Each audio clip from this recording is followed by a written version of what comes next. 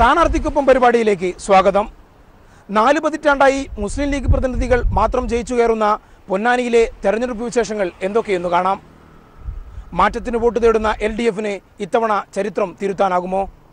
ആവർത്തിക്കുമോ UDF? NDA എത്ര vote പെട്ടിയിലാക്കും? ചരിത്രം പേറുന്ന പൊന്നാനിയിലേക്കാണ് യാത്ര.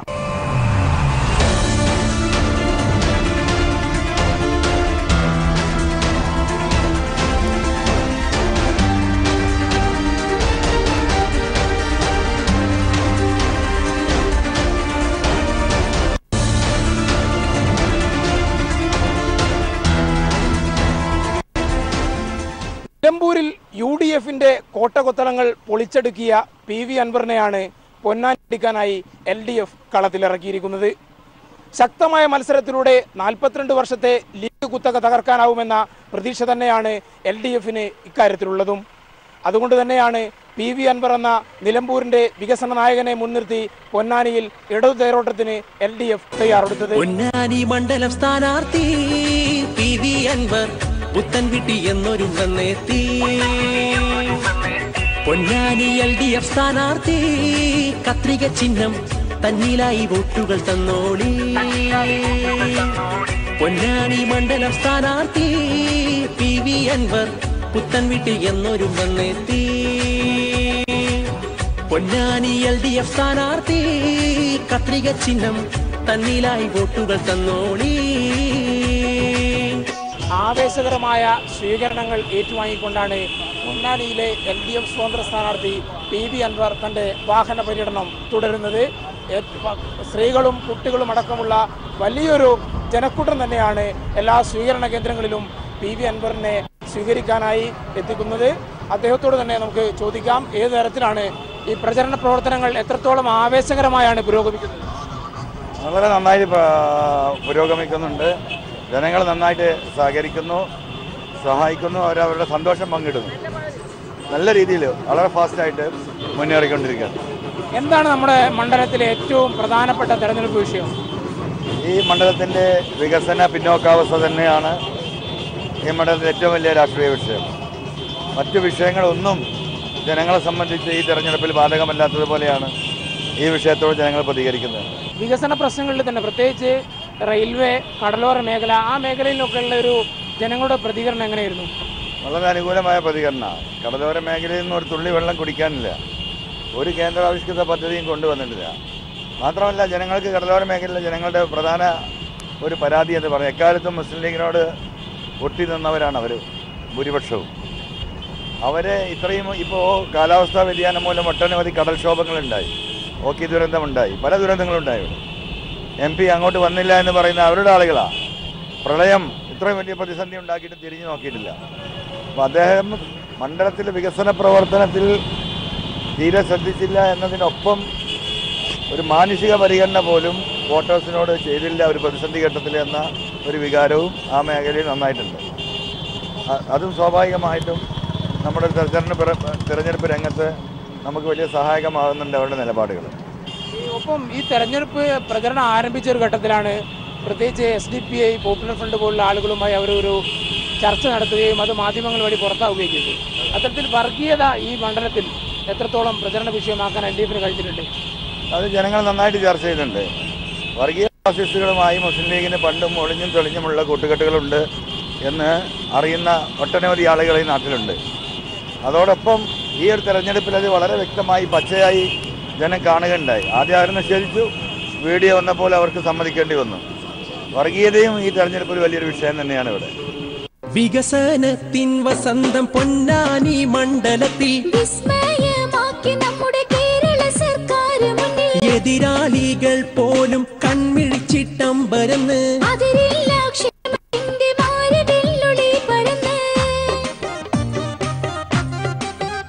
നിലമ്പൂരിൽ 3 വർഷത്തോളമായി നിരവധി വികസന പ്രവർത്തനങ്ങൾ നടപ്പാക്കിയ ശേഷമാണ് ഈ പൊന്നാനിയിലേക്ക് മത്സരിക്കാനെത്തുന്നത്. LDF ഗവൺമെൻറ്റിൻ്റെ ഒരു വികസന നേട്ടങ്ങൾ ഈ മണ്ഡലത്തിൽ എത്രത്തോളം LDFന് അനുകൂലമായ ഒരു വികാരം ഉണ്ടാക്കും? വളരെ ഗൗരവമായിട്ട് ജനങ്ങൾ ആ വിഷയം LDFന്റെ വികസന പ്രവർത്തനങ്ങൾ ചർച്ച ചെയ്യുന്നുണ്ട്. കാരണം ഈ മണ്ഡലത്തിലാണ് സ്പീക്കർ, അതുപോലെ തന്നെ KT ജലീൽ, V അബ്ദുറഹ്മാൻ കാലങ്ങളായി മുസ്ലിം ലീഗിൻ്റെ കയ്യിലുണ്ടായിരുന്ന മണ്ഡലങ്ങളാണ്, പൊന്നാനി ഒഴികെ. അവിടെയൊക്കെ വലിയ വികസനമാണ് നടക്കുന്നത്. അതുകൊണ്ട് ഇടതുപക്ഷത്തിൻ്റെ സഖാവ് പിണറായി സർക്കാരിൻ്റെ വികസന പ്രവർത്തനങ്ങളും നല്ല ചർച്ചയാണ്. അതും നമുക്ക് അനുകൂലമാണ്. സംസ്ഥാന സർക്കാരിൻ ഫണ്ടിൽ ബൈപ്പാസ് റോഡ്, പൊന്നാനി മുറ്റത്ത് അൻവരിത വന്ന് ചേർന്ന്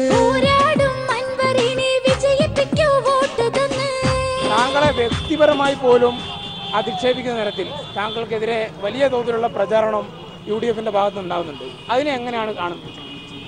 അതിനെ വളരെ സന്തോഷത്തോടു കൂടി സ്വീകരിക്കുന്ന ആളാണ് ഞാൻ. ഇവർ ഈ പറയുന്ന പച്ചക്കള്ളങ്ങൾ, ഇവർ ഈ പറയുന്ന ആരോപണങ്ങൾ, അതൊക്കെ കാലം അതിൻ്റെ സത്യം തെളിയിക്കുമെന്ന ആത്മവിശ്വാസമുള്ളതാണ്. കാലം അത് പലപ്പോഴും തെളിയിച്ചിട്ടുണ്ട്. അതുകൊണ്ട് അത്തരം കാര്യങ്ങളിൽ ഞാൻ ഒന്നും കൂടെ ശക്തനാവലാണ് സാധാരണ. ഒപ്പം ഇവിടെ PV അൻവർ എന്ന് പറയുന്ന 2 സ്ഥാനാർത്ഥികൾ താങ്കൾക്ക് ഭീഷണി ഉയർത്തിക്കൊണ്ട് അപരന്മാരായി മത്സരിക്കുന്ന ഒരു സാഹചര്യമുണ്ട്. അവർ കഴിഞ്ഞ തവണ LDFന്റെ ചിഹ്നവും ഇത്തവണ സ്വന്തമാക്കിയിട്ടുണ്ട്. ഇത് ഏതെങ്കിലും തരത്തിൽ താങ്കളെ ബാധിക്കുമെന്ന് തോന്നുന്നുണ്ടോ? ഒരു തരത്തിലും അത് സ്വാധീനിക്കില്ല. അവർക്ക് സ്വാധീനിക്കാൻ കഴിയില്ല. കാരണം അതിനെ നമ്മൾ പ്രതിരോധിക്കും. അവർ പാർട്ടി LDFും പ്രവർത്തകരും ഇവിടെ ശക്തമായതുകൊണ്ട് ഇങ്ങനെ ഒരു നീക്കം നടത്തുന്നുണ്ടും അപരന്മാരുണ്ടെന്നും അവരുടെ ഉദ്ദേശം ഇന്നതാണെന്നും നമ്മളെ വോട്ട് പിടിക്കലാണെന്നും അവർ തെരഞ്ഞെടുപ്പിൽ പരാജയപ്പെട്ടിരിക്കുകയാണ്. കപടമായ രാഷ്ട്രീയത്തിലൂടെ എനിക്ക് കിട്ടുന്ന വോട്ടുകൾ ഈ തട്ടിപ്പ് നടത്തി വാങ്ങാൻ കഴിയുമെന്ന് നോക്കുകയാണ്. അത് ജനങ്ങൾ തിരിച്ചറിയണം. അതിനെ പ്രവർത്തകരെ വെച്ച് നമ്മുടെ ചിഹ്നം കത്രികയാണ് നമ്മുടെ ചിഹ്നമെന്ന് കൃത്യമായി ആളുകളെ ബോധ്യപ്പെടുത്താൻ സമയമുണ്ടല്ലോ. പ്രവർത്തകർ അത് ഏറ്റെടുത്തിട്ടുണ്ട്. ആ നെഗറ്റീവ് നമുക്ക് പോസിറ്റീവായി ഈ തെരഞ്ഞെടുപ്പിൽ മാറും.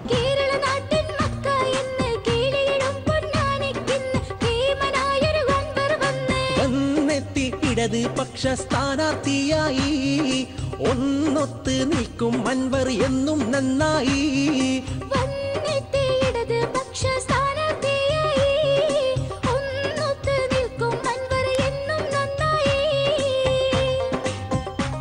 സ്ത്രീകൾ അതേപോലെ തന്നെ യുവാക്കളുടെ ഒക്കെ ഒരു വലിയൊരു ഒഴുക്ക് പ്രചരണ രംഗത്ത് കാണുന്നുണ്ട്, ദൃശ്യമാകുന്നുണ്ട്.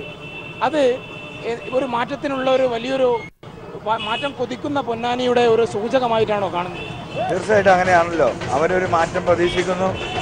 ആ മാറ്റത്തിന് ഞാൻ പ്രാപ്തനാണ് എന്ന് നിലമ്പൂരിലെ 3 വർഷത്തെ എൻ്റെ പ്രവർത്തനം അവർ സ്വയം ബോധ്യപ്പെട്ടിരിക്കുകയാണ്. അവർക്ക് അതും കൂടെ ആകുമ്പോൾ അവർ ആവേശം വർദ്ധിക്കുകയാണ്. എന്തെങ്കിലും ഈ നാട്ടിൽ നടക്കുമെന്നൊരു പ്രതീക്ഷ, ഒരു മാറ്റം ഉണ്ടായിക്കഴിഞ്ഞാൽ അത് നന്നായിട്ട് വോട്ടായി മാറും. അപ്പോൾ ഈ നല്ല ചൂട് കാലത്താണ് ഈ പ്രചരണം. ഈ ചൂടിനൊക്കെ അതിജീവിച്ചുകൊണ്ട് എങ്ങനെയാണ് അത്തരത്തിൽ ചൂട് കാലത്ത് പ്രചരണം മുന്നോട്ട് കൊണ്ടുപോകുന്നത്? അല്ല, ഈ ചൂട് എനിക്കൊരു എന്താ പറയുക തടസ്സമായിട്ടോ അല്ലെങ്കിൽ വിഘാതമായിട്ടോ എനിക്ക് തോന്നിയിട്ടില്ല. കാരണം നമ്മൾ ജീവിക്കുന്ന ഈ യാത്രയിൽ തന്നെ കാണാം എത്രയോ പാവപ്പെട്ട തൊഴിലാളികൾ, ഡയറക്റ്റ് സൺലൈറ്റ് ജോലി ചെയ്യുന്നവർ, രാവിലെ 9 മണി 8 മണി തൊട്ട് വൈകുന്നേരം 5 മണി വരെ ഒരു ഷെയ്ഡ് പോലും ഇല്ലാതെ. ഇനി നമ്മൾ ഇത്രയൊക്കെ സൗകര്യത്തിലല്ലേ ജീവിക്കുന്നത്, അവർ മനുഷ്യരാണല്ലോ. അവരെ കാണുമ്പോൾ നമുക്കൊന്നും ചൂട് അനുഭവപ്പെടുന്നില്ല. 42 വർഷത്തെ ഒരു ലീഗിൻ്റെ കുത്തകയാണ് ഉണ്ടല്ലോ. ആ കുത്തക പൊളിക്കാൻ കഴിഞ്ഞ തവണ അവർക്ക്, പ്രത്യേകിച്ച് കഴിഞ്ഞ 3 തെരഞ്ഞെടുപ്പുകളിൽ, കഴിഞ്ഞ 2 ലോക്സഭാ തെരഞ്ഞെടുപ്പിലും ഈ നിയമസഭാ തെരഞ്ഞെടുപ്പിലും ഭൂരിപക്ഷം വലിയ തോതിൽ കുറഞ്ഞു വരുന്ന ഒരു സാഹചര്യമാണ് ഈ മണ്ഡലത്തിൽ പൊന്നാനിയുള്ളത്. അത് മറികടന്നുകൊണ്ട് ഒരു ഉജ്ജ്വലമായ വിജയം നേടാനാവുമെന്ന ഒരു പ്രതീക്ഷ തന്നെയാണോ താങ്കൾക്കുള്ളത്? തീർച്ചയായിട്ടും ഉജ്ജ്വലമായ വിജയം ജനങ്ങൾ നൽകും. ജനങ്ങളുടെ വിജയമായിരിക്കും ഈ തെരഞ്ഞെടുപ്പിൽ പൊന്നാനിയിൽ ഉണ്ടാകാൻ പോകുന്നത്. ജനങ്ങളാണ് തീരുമാനിക്കാൻ പോകുന്നത്. ജനങ്ങൾ ഈ വിഷയത്തിൽ ഇടതുപക്ഷത്തോടൊപ്പമാണ്. അതുകൊണ്ട് ജനങ്ങളുടെ ആഗ്രഹം ഇവിടെ നടപ്പിലാകുമെന്നാണ് ഒരു സ്ഥാനാർത്ഥി എന്ന നിലയ്ക്ക് എൻ്റെ അനുഭവം വെച്ച് എനിക്ക് തോന്നുന്നു.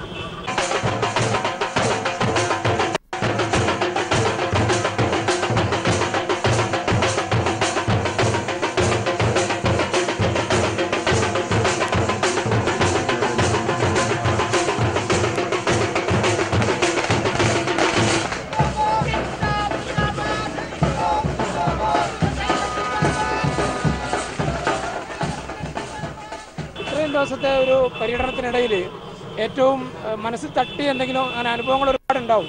എങ്കിലും അത്തരത്തിൽ ഇപ്പം പെട്ടെന്ന് പങ്കുവെക്കാൻ കഴിയുന്ന എന്തെങ്കിലും പ്രത്യേകിച്ച് സാഹചര്യങ്ങൾ, ഓർമ്മകളുണ്ടോ? അല്ല, അതിൽ മനസ്സിൽ തട്ടിയ ഒരുപാട് സംഭവങ്ങളുണ്ട്. ഏറ്റവും അടുത്തായിട്ട് ഇപ്പോൾ ഇന്നലെ ഉണ്ടായൊരു സംഭവം, കടലോര മേഖലയിൽ പോകുമ്പോൾ ഒരു ഉമ്മ, മുസ്ലിം ലീഗിൻ്റെ കേന്ദ്രമാണ്, പൊന്നാനിയിലാണ്. 6 ദിവസത്തിൽ ഒരിക്കലാണ് മക്കളെ കുളിപ്പിക്കുന്നത്. അതും 1/2 ബക്കറ്റ് വെള്ളം കൊണ്ട് ദിവസവും തോർത്തുമുണ്ട് നനച്ച് മക്കളെ തുടച്ചു കൊടുക്കുകയാണ്. വെള്ളമില്ല, മനസ്സിലായോ? ഇത്രയും കാരണം ഈ CRZ ഏരിയയിൽ പെടുന്ന സ്ഥലങ്ങളാണിത്. MLA മാർക്കോ സ്റ്റേറ്റിനോ ഒന്നും ചെയ്യാൻ കഴിയില്ല. കേന്ദ്രമാണ് അവിടെ ഇടപെടേണ്ടത്. ഒരു ഇടപെടലും നടത്തിയിട്ടില്ല. അത്ര ദയനീയമാണ്, അത്ര ദയനീയം. അതൊരു വല്ലാത്തൊരു കാഴ്ചയാണ്. ആ അമ്മമാർ വന്ന് കരയുന്ന ആ കാഴ്ച എന്ന് പറഞ്ഞത് വെള്ളത്തിന് വേണ്ടിയിട്ടാണ്. രാജസ്ഥാൻ മരുഭൂമിയിലൊന്നും അല്ലല്ലോ നമ്മൾ ജീവിക്കുന്നത്. ഭാരതപ്പുഴയടക്കം ഒട്ടനവധി പുഴകൾ ഉള്ള ഒരു പാർലമെൻറ്റ് മണ്ഡലമാണ്. ആ ശുദ്ധജലം ഉപയോഗിച്ച് മനുഷ്യന് കുടിക്കാൻ കൊടുക്കാൻ ഒട്ടനവധി കേന്ദ്രാവിഷ്കൃത പദ്ധതികളുണ്ട്. ഒന്നുപോലും പേര് പോലും ചെയ്തിട്ടില്ല. ഇത് വല്ലാത്തൊരു സങ്കടമുള്ള ഒരു സിറ്റുവേഷൻ ആയിരുന്നു അത്. ഈ LDF എന്നുള്ള നിലയ്ക്ക് വോട്ടർമാർക്ക് മുമ്പിൽ വെക്കുന്ന പ്രധാനപ്പെട്ട വിഷയങ്ങൾ എന്തൊക്കെയാണ്? വിഷയങ്ങളെന്ന് പറഞ്ഞാൽ പ്രത്യേകിച്ച് താങ്കൾ ജയിച്ചു വരികയാണെങ്കിൽ ഈ മണ്ഡലത്തിന് വേണ്ടി എന്തെല്ലാം ചെയ്യുമെന്നുള്ള കാര്യമാണ് പ്രധാനമായും വോട്ടർമാർ മുമ്പിൽ വെക്കുന്നത്. അത് ഇവിടെ പ്രധാനമായും കടലോര മേഖലയിലെ മത്സ്യത്തൊഴിലാളികളുടെ പ്രശ്നമാണ്. പിന്നെ കുടിവെള്ളം, വിദ്യാഭ്യാസം, വ്യവസായം ഒന്നുമില്ലല്ലോ. അപ്പോൾ ജനങ്ങളുമായി സംസാരിച്ച് അതിൻ്റെ സ്കീമുകൾ തയ്യാറാക്കി പ്രയോറിറ്റി ഉണ്ടാക്കി അതിന് DPR ഉണ്ടാക്കി ആ രീതിയിൽ നിലമ്പൂരൊക്കെ ചെയ്ത പോലെ ഒരു ജനകീയ വികസനമായിരിക്കും നമ്മൾ പ്ലാൻ ചെയ്യുന്നത്. വളരെ കാര്യങ്ങൾ അദ്ദേഹം വിശദീകരിച്ചു കഴിഞ്ഞു. കൃത്യമായ ഒരു വികസന കാഴ്ചപ്പാട് നിലമ്പൂരിൽ പ്രത്യേകിച്ച് കഴിഞ്ഞ 3 വർഷത്തിനിടയിൽ അദ്ദേഹം നടപ്പാക്കിയതുപോലെ തന്നെ പൊന്നാനി പാർലമെന്റ് മണ്ഡലത്തിൽ നിന്ന് വിജയിച്ചു കഴിഞ്ഞാൽ ഇവിടെയും നടപ്പാക്കുമെന്ന ആത്മവിശ്വാസത്തോടെയാണ് PV അൻവറിന്റെ പ്രചരണ പ്രവർത്തനങ്ങളുമായി അദ്ദേഹവും LDF-ഉം മുന്നോട്ട് പോകുന്നത്.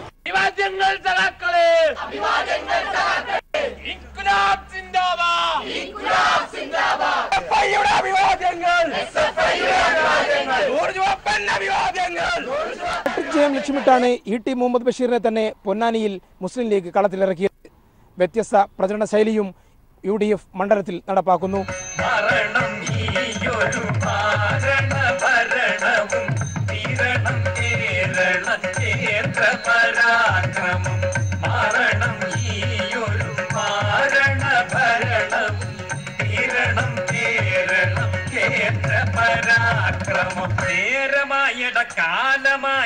കാലന്മാരുടെ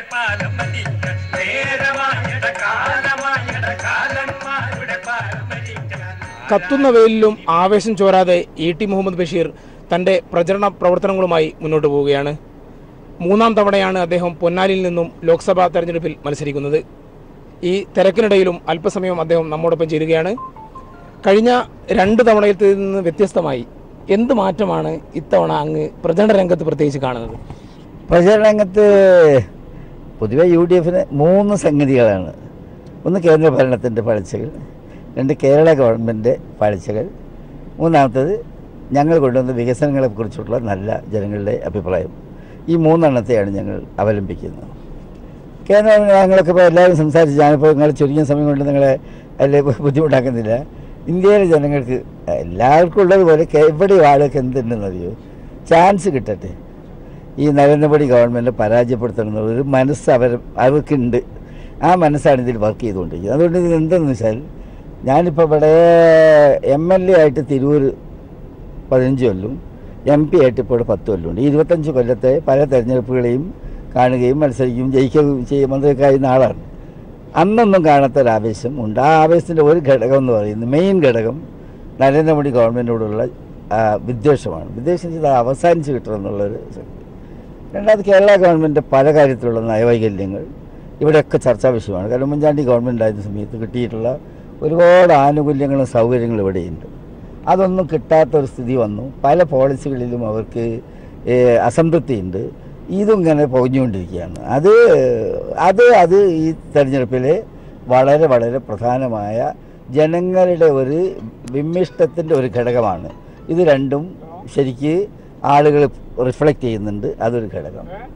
പിന്നെ ഞാനിവിടെ MP ആയിട്ടിപ്പോൾ ഈ 10 കൊല്ലത്തിനിടയിൽ MP ഫണ്ട് ഉപയോഗിച്ചിട്ടും കേന്ദ്ര ഗവൺമെൻറ്റിൽ നിന്ന് കിട്ടുന്ന മറ്റ് സഹായങ്ങൾ ഉപയോഗിച്ചിട്ടും ഒരുപാട് കാര്യങ്ങൾ ഇവിടെ ചെയ്തിട്ടുണ്ട്. ആ ചെയ്ത കാര്യങ്ങൾ ജനങ്ങൾക്ക് വളരെ ഏശിയിട്ടുണ്ട്. അവരുടെ ഇടയിൽ അത്രയ്ക്ക് വലിയ ഡെവലപ്മെൻറ്റ് വർക്കുകൾ ഇവിടെ വന്നിട്ടുണ്ട്. ഈ പൊന്നാനി പൊതുവെ കോൺഗ്രസും ലീഗും തമ്മിലൊക്കെ ചില അസ്വാരസ്യങ്ങളും പ്രശ്നങ്ങളൊക്കെ ഇടയ്ക്ക് ഉണ്ടാവാറുണ്ട്. ഈ തെരഞ്ഞെടുപ്പിൽ അത്തരം പ്രശ്നങ്ങൾ എന്തെങ്കിലും മണ്ഡലത്തിലുണ്ടോ? ഇല്ല. അതൊക്കെ എന്ന് പറഞ്ഞാൽ 2 പാർട്ടി ആയിരുന്ന സമയത്ത് ഈ പഞ്ചായത്ത് തെരഞ്ഞെടുപ്പൊക്കെ വന്നപ്പോൾ ചില ഇഷ്യൂസൊക്കെ ഉണ്ടായിരുന്നു. എല്ലാം ക്ലീനായി, അസ്സലായി. എന്താ പറയുക, നമ്മൾ സാധാരണ പ്രസംഗ ഭാഷയിൽ പറയാറുണ്ട്, എണ്ണയിട്ട യന്ത്രം പോലെയെന്ന്. അതുപോലെ സ്മൂത്തായിട്ട് കോൺഗ്രസ് ലീഗ് ബന്ധം ഇവിടെ ശരിയായി വന്നു. നല്ല നിലയിൽ വർക്ക് ചെയ്തുകൊണ്ടിരിക്കുക, ഒരു പ്രോബ്ലം ഇല്ല. പിന്നെ ഈ തെരഞ്ഞെടുപ്പിൻ്റെ ഒരു പ്രചരണത്തിൻ്റെ തുടക്കത്തിലെ ഘട്ടത്തിലാണ് SDPI പോപ്പുലർ ഫ്രണ്ട് ആയിട്ടുള്ള ചർച്ച, മറ്റു വിഷയങ്ങൾ, അത്തരം വിവാദങ്ങളൊക്കെ ഉയർന്നു വന്നിരുന്നു. അത്തരം പ്രശ്നങ്ങൾ എന്തെങ്കിലും മണ്ഡലത്തിൽ? ഒരു കാര്യമില്ല, അതൊക്കെ ആളുകൾ ഫാബ്രിക്കേറ്റ് ചെയ്തുണ്ടാക്കിയ. ഞങ്ങൾ അതിൻ്റെ വിശദീകരണം പറഞ്ഞു അത് ഇതാവുകയും ചെയ്തു. വേറെ അതൊന്നും ജനങ്ങളുടെ ഇടയിലേക്ക് അത്തരം പ്രചരണമൊന്നും ഏശിയിട്ടില്ല. വളരെ വളരെ ജനങ്ങൾക്ക് നമ്മൾ ഈ സത്യം എന്ന് പറയുന്നത് ഉണ്ടെങ്കിൽ അവിടെ പിന്നെ എന്ത് പുകമറ ആര് സൃഷ്ടിച്ചിട്ടും ഒരു പ്രശ്നമില്ല. അതൊന്നും ആളുകളുടെ ഇടയിൽ ഏശിയിട്ടില്ല. അതിലൊന്നും യാഥാർത്ഥ്യമില്ലാത്ത കുറേ കാര്യങ്ങൾ അവർ പർവ്വതീകരിച്ചുണ്ടാക്കിയത്. കഴിഞ്ഞ തെരഞ്ഞെടുപ്പുകളിൽ, പ്രത്യേകിച്ച് കഴിഞ്ഞ താങ്കൾ ആദ്യം മത്സരിച്ച തെരഞ്ഞെടുപ്പിൽ 1,00,000-അടുത്ത് 80,000-ന് മേലെ ഭൂരിപക്ഷം. കഴിഞ്ഞ തെരഞ്ഞെടുപ്പിൽ അത് കുറച്ച് 20,000-ആയിട്ട് കുറയുന്നു. കഴിഞ്ഞ നിയമസഭാ തെരഞ്ഞെടുപ്പിൽ മൊത്തത്തിൽ നോക്കുമ്പോൾ UDF-ൻ്റെ വോട്ട് കുറച്ചും കൂടെ ഭൂരിപക്ഷം നല്ല നിലയിൽ കുറഞ്ഞിട്ടുണ്ട്. അത്തരം ആ ഭൂരിപക്ഷം അങ്ങനെ കുറഞ്ഞു വരുന്നത് ഏതെങ്കിലും തരത്തിൽ ആശങ്കയുണ്ടോ? അത് കേരളത്തിലെ 140 മണ്ഡലങ്ങളും കേരളത്തിലെ എല്ലാ പാർട്ടിയും കൂടെ വിലയിരുത്തി നോക്കിയാൽ അത് ഞങ്ങൾക്ക് ചിലപ്പോൾ ഗ്രാഫ് മേലെ അങ്ങ് പോകും, ചിലപ്പോൾ താഴെ വരും. അത് CPM-നുണ്ട്, എല്ലാ പാർട്ടിക്കും ഉണ്ട്. ചില ക്ലൈമറ്റ് ഉണ്ട്, പൊളിറ്റിക്കൽ ക്ലൈമറ്റ്, അവിടുത്തെ ചില സിറ്റുവേഷൻ, ആ സിറ്റുവേഷൻ കുറച്ചൊന്നും അതേ പാർട്ടി പിന്നെ വേറെ മേലോട്ട് വരും. ഇതൊക്കെ സാധാരണയാണ് പൊളിറ്റിക്സിൽ. അന്നത്തെ സാഹചര്യത്തിൽ അത് ഡൗണായി. പിന്നത്തെ സാഹചര്യം ഇപ്പോൾ പാർലമെൻറ്റ് ഇലക്ഷൻ വന്നാൽ എൻ്റെ പ്രതീക്ഷ എന്ന് പറഞ്ഞാൽ ഫസ്റ്റ് ഇലക്ഷനിലെ നിങ്ങൾ പറഞ്ഞു 82,000 വോട്ടിൻ്റെ ഭൂരിപക്ഷം കിട്ടിയത്. അതിനേക്കാളും ഭൂരിപക്ഷം ഈ പ്രാവശ്യം കൂടും. നല്ല ചൂടാണ്. ഈ ചൂട് കാലത്ത് പ്രചരണം ഏത് രീതിയിൽ എങ്ങനെയാണ് മുന്നോട്ട് കൊണ്ടുപോകുന്നത്? അതിൻ്റെ ഒരു കാര്യം ഞാൻ നിങ്ങൾ പറയാം. ഇതെന്ന് പറഞ്ഞാൽ ഞാൻ ദൈവവിശ്വാസിയാണ്. നമ്മളിപ്പോൾ വൈകുന്നേരം പോയി കിടക്കുമ്പോൾ വിചാരിക്കും രാവിലെ എങ്ങനെയാണ് എണീക്കുക. കാരണം ഇത് നമ്മൾ രാവിലെ തുടങ്ങുന്നതാണ്. ഞാൻ 4 മണിക്ക് എണീക്കും പണ്ടേ, അത് ഇലക്ഷൻ അല്ലെങ്കിലും എണീക്കും. അത് കഴിഞ്ഞ് പിന്നെ നമ്മൾ കാഫിയൊക്കെ കുടിച്ച് വേറെ ഈ പ്രചരണം നടക്കുന്ന അവിടെ ആയിരിക്കും ബ്രേക്ക്ഫാസ്റ്റ് ഉണ്ടാവുക. അവിടെ പോയാൽ പിന്നെ ഒരേ പോക്കാണ് ഇങ്ങനെ. അതിൽ വെയിലും ഇങ്ങനെ കൊണ്ടുകൊണ്ടിരിക്കും, പ്രശ്നമൊന്നുമില്ല. കുറച്ചൊക്കെ ഇങ്ങനെ കയറ്റുമൊക്കെ കുറച്ചൊരു പ്രശ്നമൊക്കെ ഉണ്ടാവും. പക്ഷെ രാവിലെ എണീറ്റാൽ ഫ്രഷായിരിക്കും, എവിടെയും വേദനയും കൊളുത്തൊന്നും ഉണ്ടാവില്ല. അതേമാതിരി പിന്നെയും ചെയ്യും. ഇതുവരെ ഇത് നടന്നു. അത് എന്താ പറയുക, ദൈവത്തിൻ്റെ ഒരു അനുഗ്രഹമാണ്. അല്ലേ ഇപ്പോൾ നമുക്ക് അങ്ങ് ഈ പ്രതികൂല കാലാവസ്ഥ ഇപ്പം നമ്മളിതിൽ ഒന്നുമില്ലാതെ നാട്ടിൽ നിൽക്കുകയാണെങ്കിൽ ഒന്ന് വെയിലുകൊണ്ട് കുറച്ച് അങ്ങോട്ട് കൊണ്ട് നമുക്ക് ഒരു ഇതുണ്ടാവില്ലേ. അതല്ല, അത് പിറ്റേന്ന് എന്താ പറയുക, എനർജൈസ് ചെയ്യാണ്. അത് ദൈവം എനർജൈസ് ചെയ്യാണ്. അതാണ് എൻ്റെ വിശ്വാസം. അതല്ല അപ്പോൾ നമ്മളങ്ങനെ വലിയൊരു ചെറുപ്പമൊന്നുമല്ലല്ലോ. അപ്പോൾ നമ്മൾ അത്ര വലിയ ഒരാളൊന്നുമല്ല. ഇത് പിറ്റേന്നേക്ക് ദൈവം എന്ത് ചെയ്യുന്നു, നമ്മളങ്ങ് അപ്ഡേറ്റ് നമ്മളെ ഫ്രഷാക്കി നടന്നെന്ന് പറയുന്നു. 2009 മികച്ച വിജയം ഇത്തവണ പൊന്നാനിയിൽ ഉണ്ടാകുമെന്ന ഉറച്ച വിശ്വാസവുമായാണ് ET മുഹമ്മദ് ബഷീർ തൻ്റെ പ്രചരണവുമായി മുന്നോട്ട് പോകുന്നത്.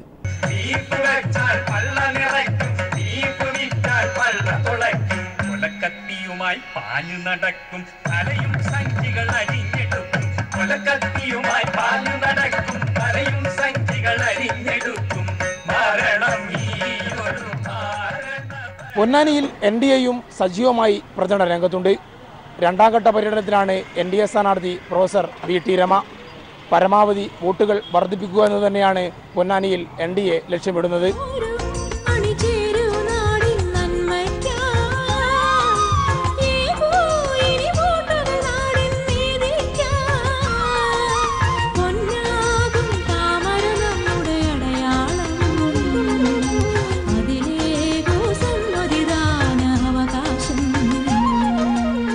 പ്രചരണ രംഗത്ത് NDAയും പൊന്നാനിയിൽ സജീവമാണ്.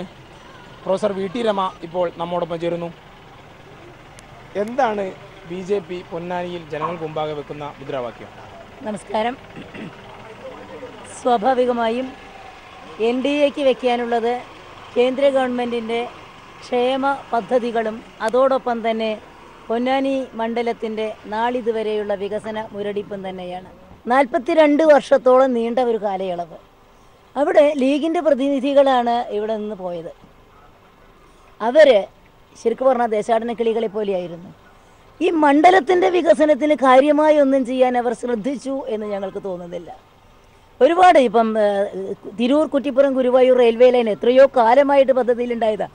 അത് നടപ്പിലാക്കാൻ ആദ്യം ഇൻട്രസ്റ്റ് എടുക്കേണ്ടത് MP-മാരാണ്, അതോടൊപ്പം കേരള ഗവൺമെൻറ്റും. അപ്പം മാറി മാറി ഭരിച്ച കേരള ഗവൺമെൻറ്, അതായത് ഇടത് കക്ഷികളും വലത് കക്ഷികളും, അതുപോലെ തന്നെ ഈ MP-മാരായിട്ട് 42 കൊല്ലം പോയ മുസ്ലിം ലീഗും പൊന്നാനി നിയോജക മണ്ഡലത്തിന് വിശിഷ്യ ഒരു അവഗണനയാണ് കൊടുത്തത് എന്നാണ് എനിക്ക് പറയാനുള്ളത്.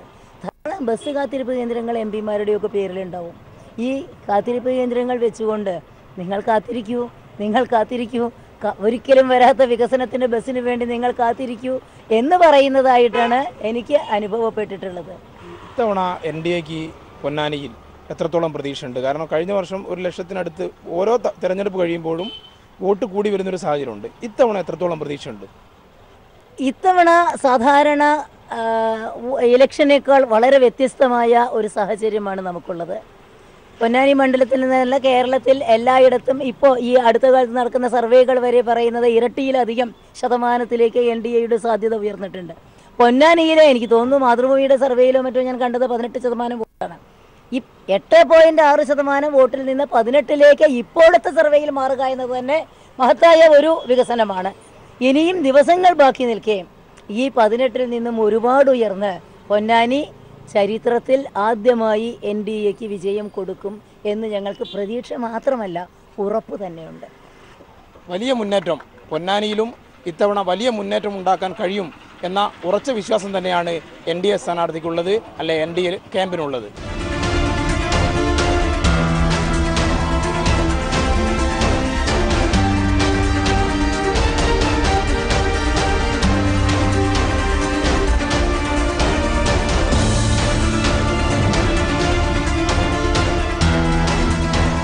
കേരളത്തിൽ ഇടതുതരംഗം ആഞ്ഞുവീശിയ 2004 ലോക്സഭാ തെരഞ്ഞെടുപ്പിൽ UDF-നൊപ്പം നിന്ന ഏക മണ്ഡലമാണ് പൊന്നാനി. എന്നാൽ പൊന്നാനി പഴയ പൊന്നാനിയല്ലെന്ന് മറ്റാരേക്കാളും തിരിച്ചറിയുന്നത് ലീഗ് തന്നെയാണ്. അതുകൊണ്ടാണ് SDPI, പോപ്പുലർ ഫ്രണ്ട് പോലുള്ള മത തീവ്ര സംഘടനകളെ കൂട്ടുപിടിക്കാൻ നേതൃത്വം തന്നെ മുന്നിട്ടിറങ്ങിയത്. മണ്ഡലത്തിലെ രാഷ്ട്രീയ മാറ്റം തിരിച്ചറിഞ്ഞാണ് ഇടതു നീക്കം. കഴിഞ്ഞ 3 തെരഞ്ഞെടുപ്പ് എടുത്ത് പരിശോധിച്ചാൽ ഓരോ തെരഞ്ഞെടുപ്പിലും UDF ഭൂരിപക്ഷം കുത്തനെ കുറയുന്നുണ്ട്. പൊന്നാനിയെ കൂടെ കൂട്ടാൻ ആർക്കാവും? കാത്തിരിക്കാം.